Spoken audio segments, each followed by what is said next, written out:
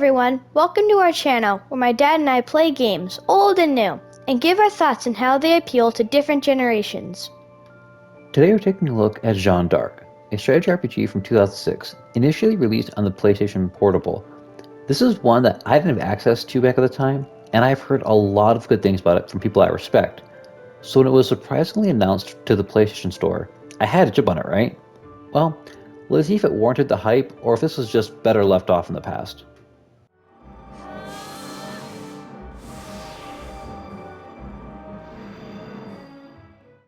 Jeanne d'Arc is a fantasy take on the Joan of Arc legend. In a world where demons and monsters exist, a group of 5 warriors wielding magical armlets seal off a great demon. But when a duke, many years later, decides to resurrect that demon and place it in the body of young Henry VI of England, war breaks out. Jeanne finds herself thrust into this when she inherits the armlet, and after her village is destroyed, sets out with her friends Leanne and Roger.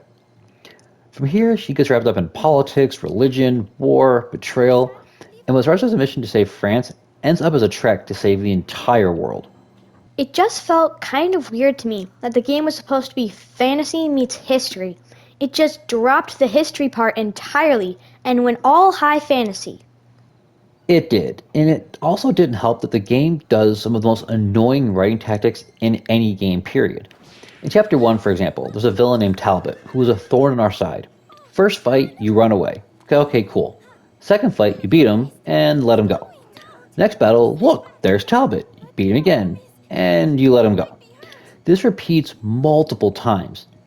In Chapter 2, a new trio of baddies appear that mention that their sole mission is to hunt you down and kill you. But I kid you not, they literally say, as boss types, we have more important things to do. No, you frickin' don't. You literally said Jeanne is your primary prey. What the hell are you doing leaving her to random monsters? And to make matters worse, Jeanne makes the exact same mistake by continually letting these 3 get away after you beat them.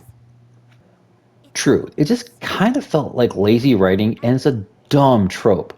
To make it worse, none of the annoyances actually die off. They just end up wandering away at some point. And as you said, son, what started off as a somewhat neat premise ended up kind of just going off the rails for me, which was disappointing, as the promise was there.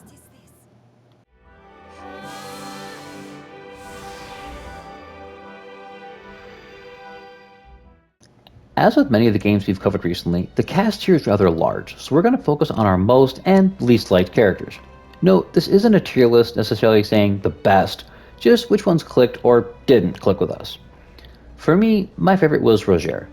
He's away from your party for a while, but when he's there, he's a real bro.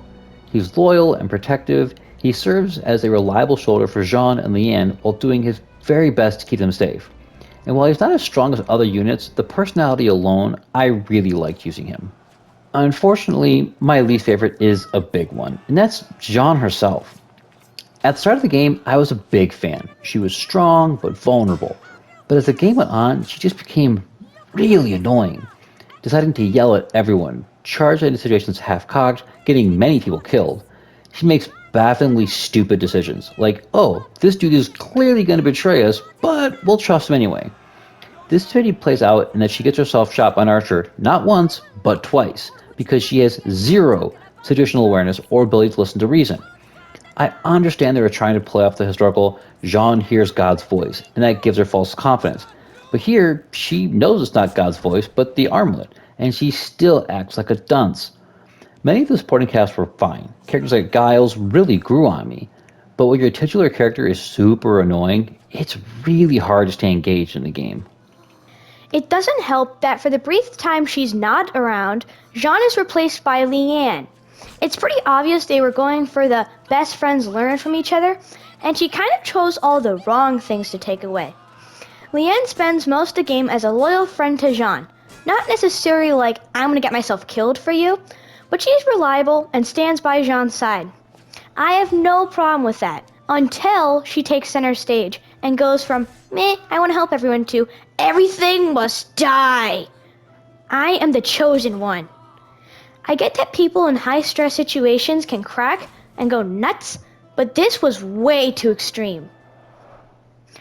On the other hand, we have Lahire. which is not the strongest unit in combat, but he's hilarious as a character. He's a big brute, and he really leans into it. He's always talking in the third person, but not in the annoying Paimon way. He's boisterous, brave, and loyal to Jeanne and the others. I wish he was stronger so I could have justified using him more in combat, but as a character, he was a big bright spot for me. Ultimately, the cast was kind of a mixed bag. Several characters did get the development I'd have liked, like Marcel, for example, who was pretty neat but didn't really get developed.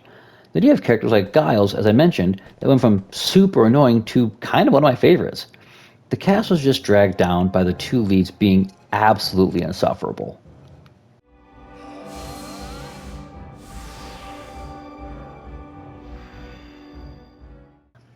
Jeanne d'Arc is a strategy RPG that plays similar to things like Fire Emblem. It's a top-down map where you can move your units along the grid, lining up attacks or special abilities. One unique element here is the transformation certain characters can get. By the end of the game, 5 units have armlets that, after a set amount of turns, allow them to transform, regaining all of their HP and unlocking bonus abilities.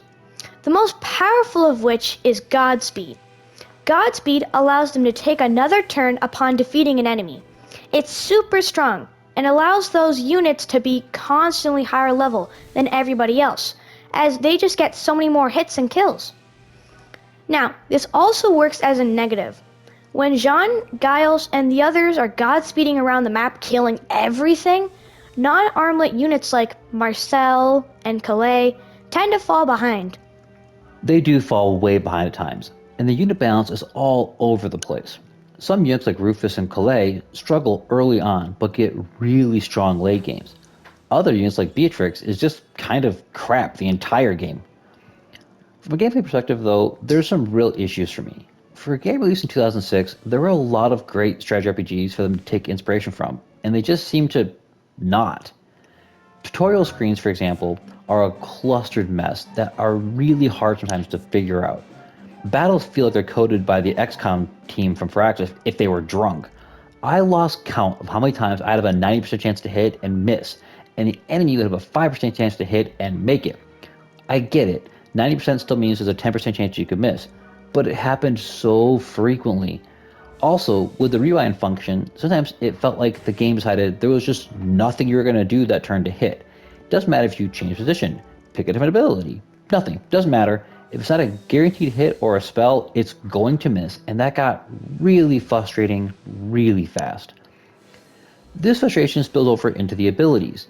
You have to bind abilities together to get stronger versions, but in order to get some of those things you need to bind, you have to grind battles and hope you get lucky by stealing the abilities. This just dragged things out.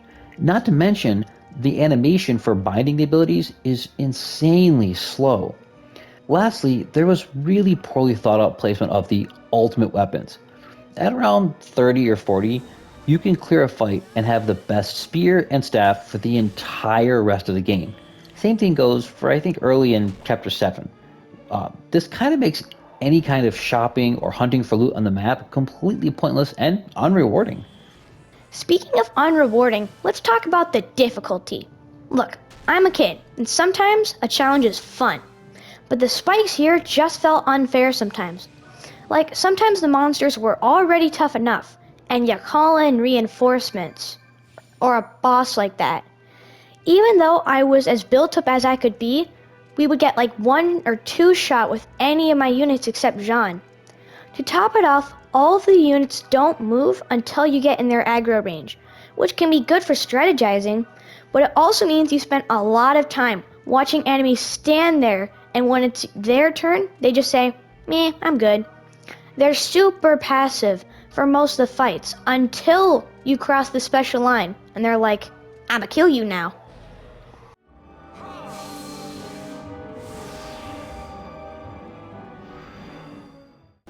Graphically speaking, it's fine. It definitely shows its age, but it doesn't bother me. The sprites look good, the combat animations are pretty basic, the animated cutscenes are beautiful, and the transformations are pretty cool. The only knock I have on it is some of the character models look like someone stretched a pancake over a basketball, so the faces look kind of weird. I'm looking at you, Bertrand. but for a game that is a port and not a remake, the graphics are fine. The strength of the game, though, to me, is in the maps. While not overly detailed and not that many, they are very unique and with they are each very unique with different elevations, bridge layout, and challenges. It kept the fights from feeling too stale, even if Rufus ended up being able to effectively solo most of those by mid game. Yeah, I agree. Now, the music is the one place where Jeanne d'Arc does not totally fall on its face. The combat music is upbeat, the world music is nice and calming. It's nothing I'd rave about, but it was pretty good overall. I felt like the voice acting was done really well. The French accents were something I haven't really heard of much, and sometimes it was just hard to understand. But, especially for how old it is, I feel like they did a pretty good job.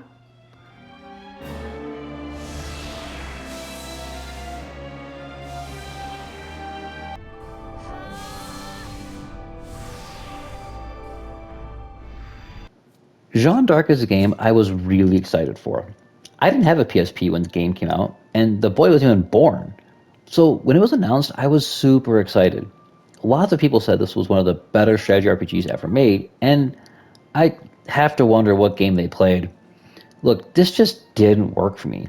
As I said, the ability binding animation is super slow, the leads were annoying, the story kind of makes sense, but then it just didn't. This is a rare case where I could only stand to do 1 to 2 fights per night before I just couldn't play it anymore. I'm going to give this game a 5 out of 10. I know a lot of people loved it, but I didn't. I had an easier time completing Chris Tales than this, which is saying a lot. I wanted to love this. Strategy RPGs are one of my favorite genres, but this is one that, while I'm glad I got to experience it, I will never have the desire to touch it again. I totally agree. Also, the combat was insanely slow, and it got really boring really fast. But some of these problems the game had didn't bother me as much as the old dude here, so I'm gonna give this a 5.5 out of 10. It was an okay game, and despite its flaws, I could definitely see why this was such a big thing back then, even if there were better strategy RPGs to learn from. I just kind of wish they had applied more of what those games did. The potential is certainly here, but like Dad, this just didn't land for me. So those are our long, rambly thoughts on Jeanne d'Arc. Were you able to liberate France, or did you just find yourself falling away to boredom? Whatever your thoughts, let us know and always support us with a like, comment, and subscribe. Thanks everyone!